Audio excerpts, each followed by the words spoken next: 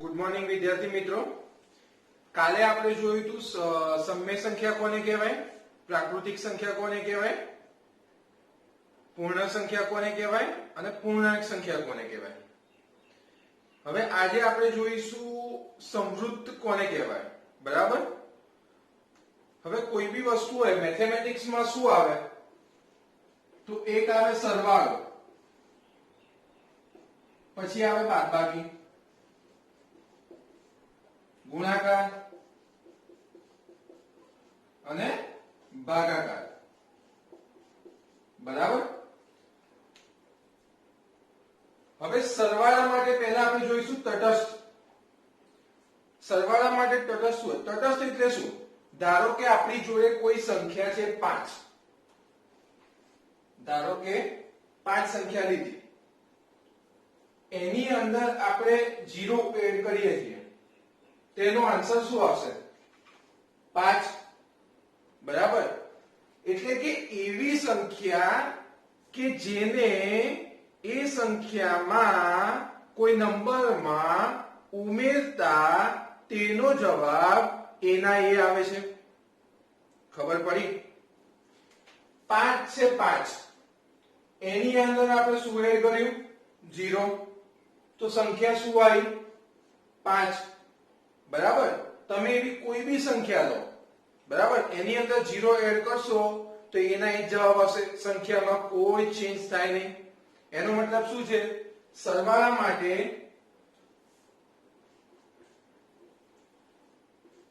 તમારે લખવાનું 0 એ સરવાળા માટે તટસ્થ છે. બરાબર.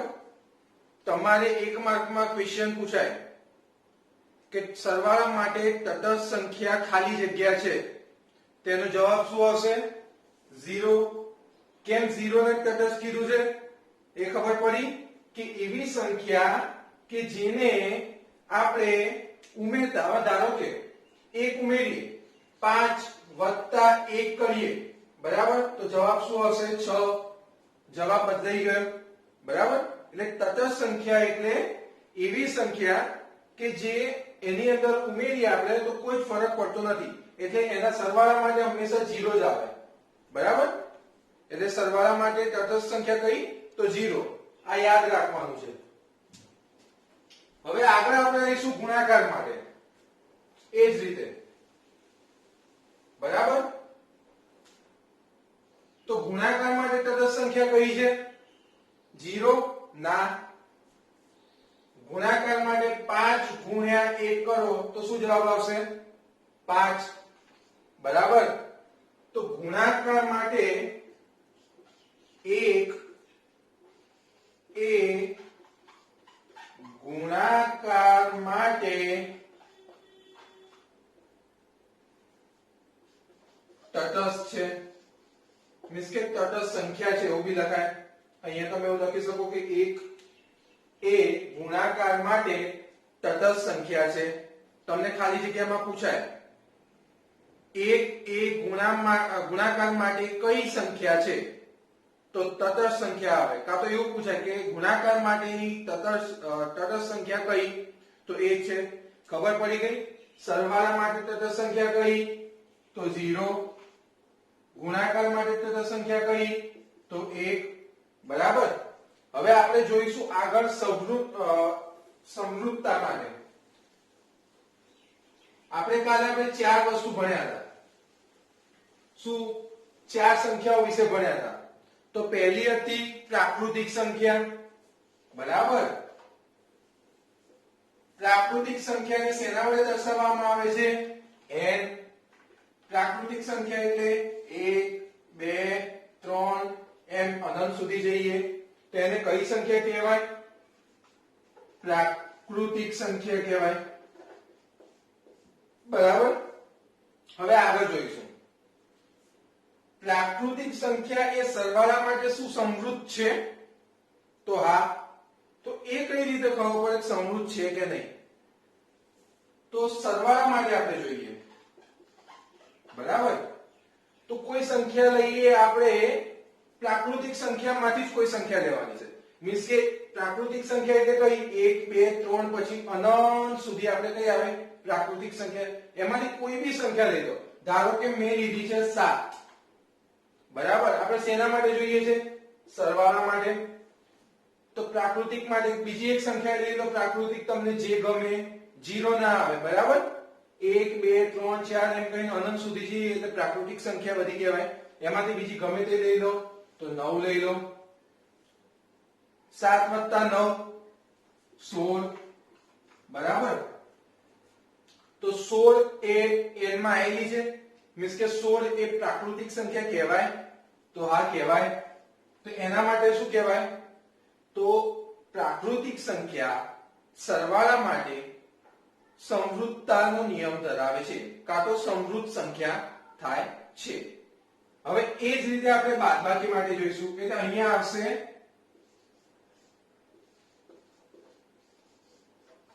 સમવૃદ્ધતા ધરાવે છે કે નહીં, તો એના માટે આવશે હા. પ્રાકૃતિક સંખ્યા સરવાળા માટે સમવૃદ્ધ છે. બરાબર. શબ્દો પકડજો. પ્રાકૃતિક સંખ્યા સરવાળા માટે સમવૃદ્ધ છે. હવે એ જ રીતે આપણે શેના માટે જોઈશું? બાદબાકી માટે. બાદબાકી માટે કોઈ બી સંખ્યા લઈ લો. બરાબર.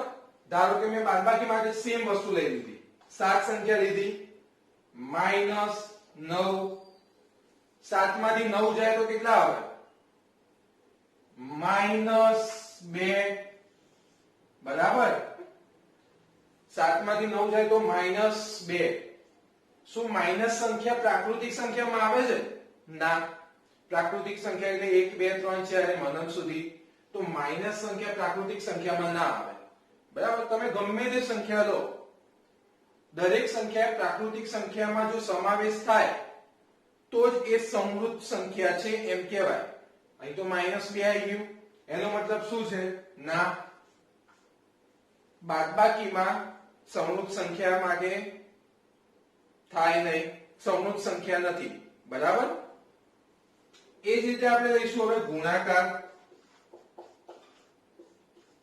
ગુણાકાર માટે કોઈ સંખ્યા લઈ લો. ચલો બીજી ગમે તે સંખ્યા લઈએ. 3. બીજી કઈ પણ સંખ્યા લઈ લો. 5. 5 તરી 15. બરાબર. શું 15 સંખ્યા પ્રાકૃતિક સંખ્યામાં આવે છે? હા. હવે ગમે તે તમે ગમે તે સંખ્યા લઈ લો. બરાબર. એ પ્રાકૃતિક સંખ્યામાં આવતી જ હશે. આવે છે તો શું કહેવાશે? હા. ગુણાકાર પ્રાકૃતિક સંખ્યા ગુણાકારના નિયમ માટે સમવૃદ્ધ છે એવું કહેવાય. બરાબર. હવે લઈએ ભાગાકાર.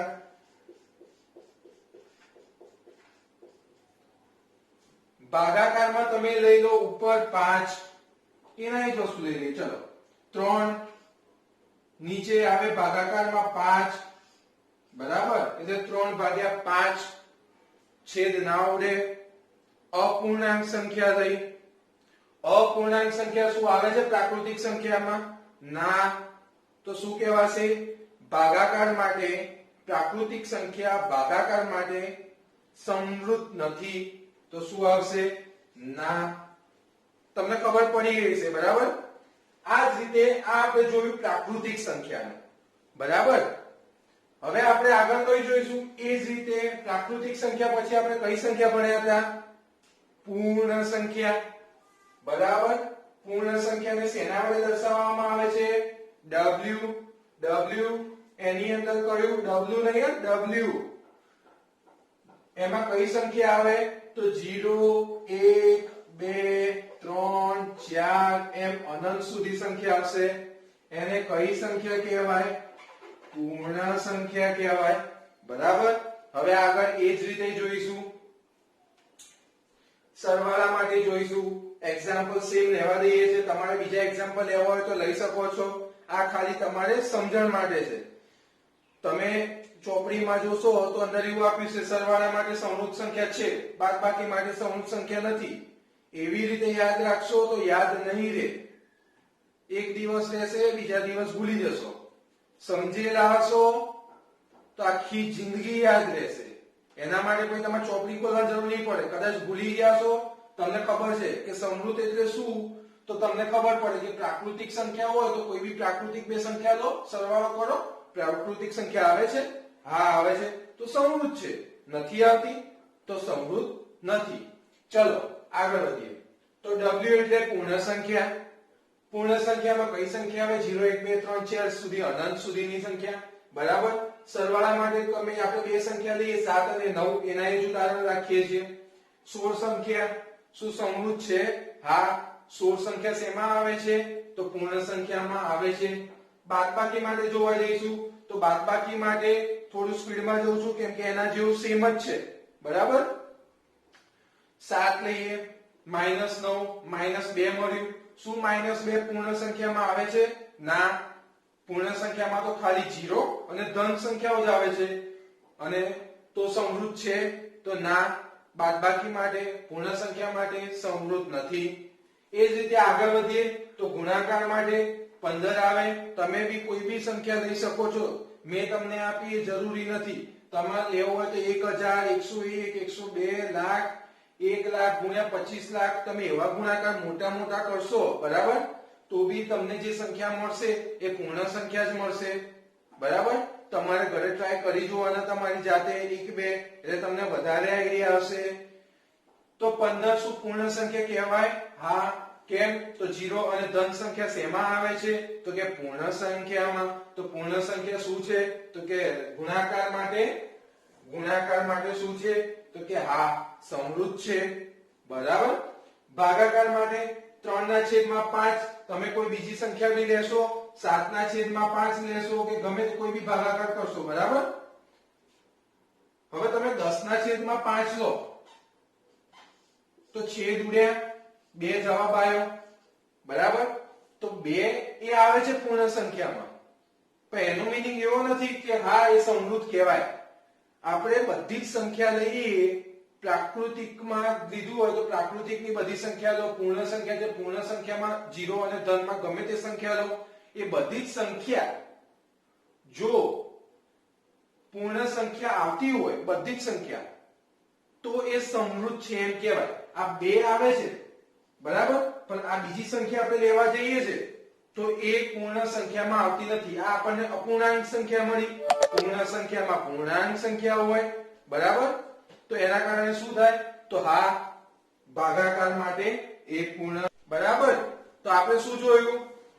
તો ભાગાકારની ક્રિયા માટે આ અપૂર્ણાંક સંખ્યા છે. બરાબર. એટલે શું આવશે? તો ભાગાકારની ક્રિયા માટે પૂર્ણ સંખ્યા એ સમૃદ્ધ નથી એમ કહેવાય. બરાબર. હવે આગળ આપણે કઈ સંખ્યા લઈશું? આના પછી આપણે લીધી હતી પૂર્ણાંક સંખ્યા. તો તમને યાદ જ હશે કે પૂર્ણાંક સંખ્યામાં કઈ કઈ સંખ્યા આવતી હતી? પૂર્ણાંક સંખ્યાને શું કહેવાતું હતું? z. બરાબર. z બરાબર કઈ સંખ્યા આવતી હતી? તો ઋણ સંખ્યાઓ. ઋણ કઈ સંખ્યાઓ આવતી હતી? -1, -2,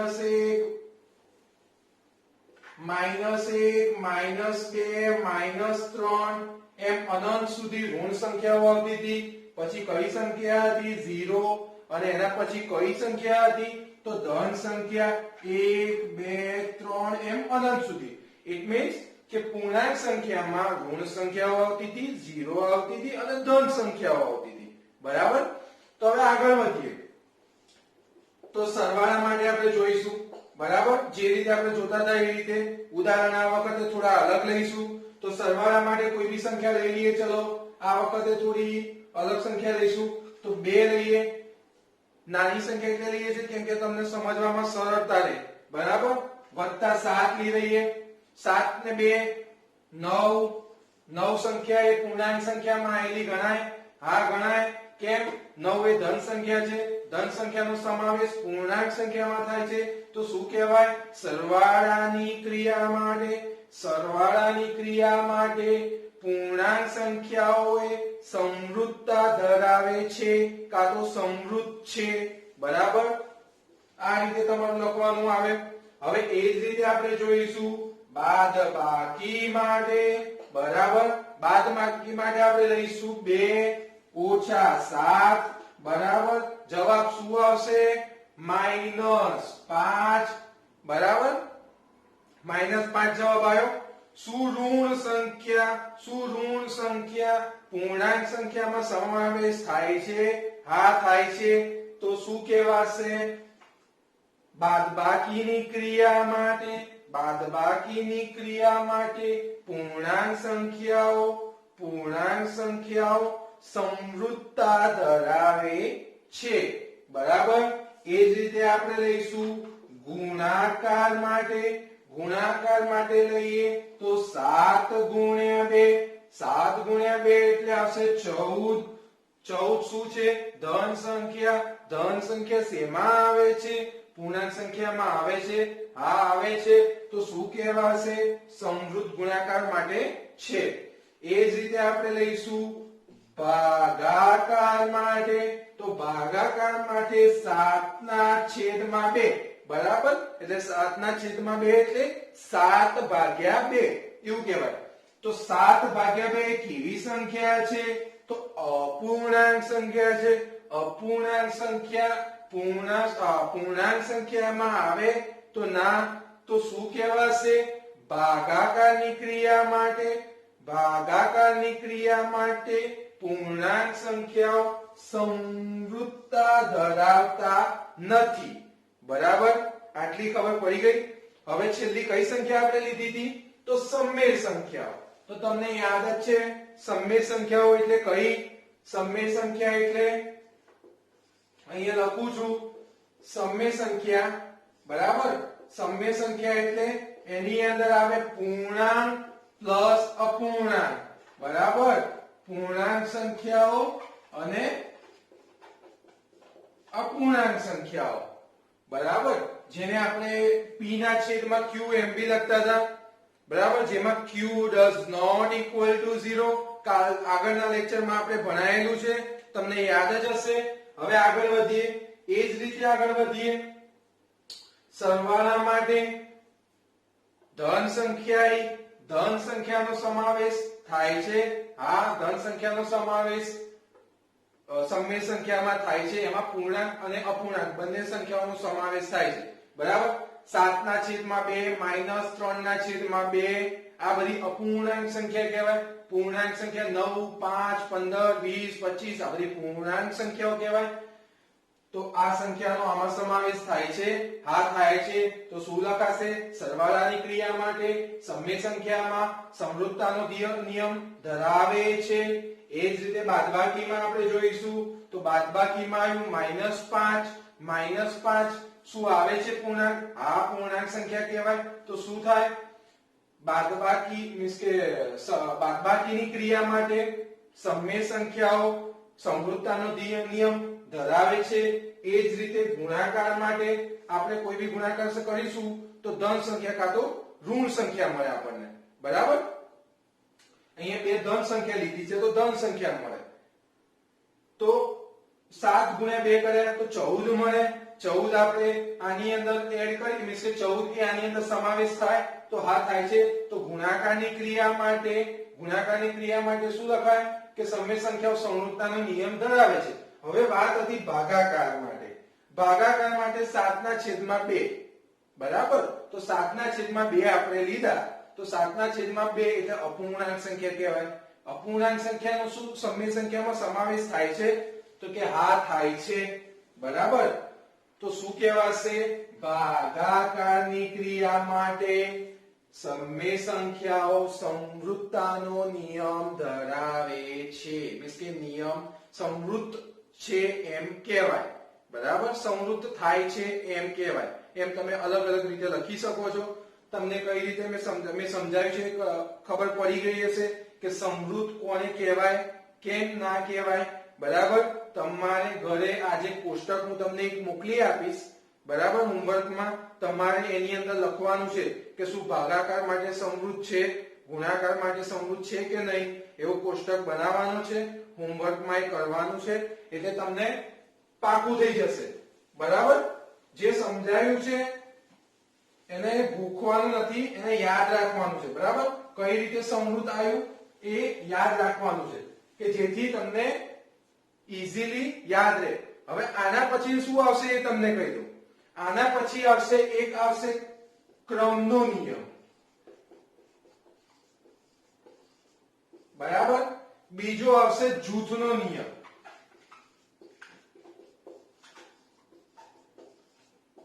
બરાબર. ક્રમનો નિયમ અને જૂથનો નિયમ. ખાલી નાની ટચુકડી તમને માહિતી આપી દઉં છું. ક્રમનો નિયમ એટલે શું? તો a વત્તા b છે, b વત્તા a. આ શું થયું? ક્રમ બદલાઈ ગયા. a પહેલા હતું, b તમે લાઈનમાં જતા હોય, બરાબર. તમારો મિત્ર આગળ જતો હોય પહેલો, તમે બીજામાં જતા હોય, થોડી વાર પછી તમે આગળ જતા રહો પહેલા, તમારો મિત્ર બીજો થઈ જાય, તો એ તમે શું ચેન્જ કર્યું કહેવાય? તો તમારો ક્રમ ચેન્જ કર્યો કહેવાય. તો તમારો ક્રમ ચેન્જ કર્યો. એ જ રીતે a + b, b - a, તો શું થયું? a પહેલા હતો, b પછી હતો, ક્રમ ચેન્જ કર્યા, b + a, તો એને ક્રમનો નિયમ કહેવાય. એ જ રીતે a - b, b - a, આવું થાય બાદબાકી માટે. એ જ રીતે a × b, b × a, એ થાય ગુણાકાર માટે. a / b બરાબર b / a, એ શેના માટે થાય? તો એ ભાગાકાર માટે થાય. આને કહેવાય તમારો ક્રમનો નિયમ. એ જ રીતે આપણે જોઈશું. આ ખાલી જાણકારી માટે છે, આમાં ડિટેલમાં આપણે આગલા લેક્ચરમાં તમે સમજીશું, બરાબર. પણ આ તમને ખાલી જાણકારી દે કે તમારે ક્રમનો નિયમ શું છે એક વખત જોયેલું હોય તો કાલે બીજો લેક્ચર લેવાય તો તમને ઈઝી રહે સમજવામાં.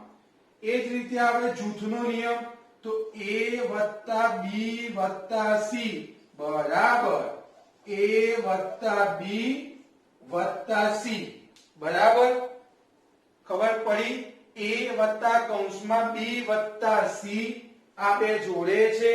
એ જ રીતે આમાં શું કર્યું? તો આ b એ c નો સાથ છોડી c જોડે કીટા કરી, a જોડે બો કરી દીધું, એટલે શું કર્યું? a + b + c, બરાબર. એટલે શું કર્યું?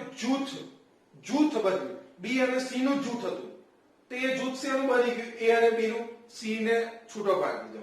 એ જ રીતે બાદબાકી માટે કરીએ. a - b - c બરાબર, તો અહીંયા શું આવશે? a - b - c. b અને c જોડે હતા જૂથમાં, હવે જૂથના નિયમ પ્રમાણે એ લોકોએ a અને b જૂથ થઈ ગયું, c ને છૂટો પાડી દીધો. એ જ રીતે ગુણાકાર કરો, a × b × c કરો, બરાબર. તો શું થશે? જૂથનો નિયમ લગાવો તો a × b જૂથમાં આવી ગયા × c, બરાબર. એ જ રીતે આપણે લઈએ a / b / c, બરાબર. તો શું આવશે? a / b જોડે થઈ ગયા અને c ને છૂટો પાડી દીધો. એટલે આ થયો જૂથનો નિયમ, આ થયો ક્રમનો નિયમ. ક્રમના નિયમમાં ક્રમ બદલે, જૂથના નિયમમાં જૂથ બદલે. b + c જે હતું એ જૂથમાં હતું, એ છૂટો હતો, તો a અને b એ જૂથ બનાવ્યું અને c ને છૂટો પાડી દીધો. જૂથનો નિયમ અને ક્રમનો નિયમ ખબર પડી ગઈ.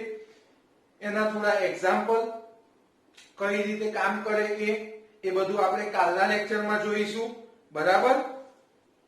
આજે જેટલું બી ભણાયું છે, બરાબર, એ તમારે હું હોમવર્ક આપીશ, તમારે વિડિયો જોવાનો છે, સમજવાનો છે. તમે 19 નો ઘડિયો તૈયાર કરી દીધો હશે, બરાબર. ફરીથી આજે 19 નો ઘડિયો એક વખત જોઈ લેવાનો છે. આજે 19 નો ઘડિયો 2 વાર લખવાનો છે, બરાબર. અને 18 નો ઘડિયો 5 વાર લખવાનો છે, બરાબર. 19 નો ઘડિયો 2 વાર અને 18 નો ઘડિયો 5 વાર. એ તમારું હોમવર્ક છે, મીન્સ કે તૈયારી બી કરવાની છે ઘડિયાની, અને જોડે આજે જે ચલાવ્યું છે એ તમારી નોટમાં બી લખવાનું છે, અને હોમવર્કમાં હું તમને એક બીજો કોષ્ટક આપીશ જે તમારે ભરવાનું છે, બરાબર.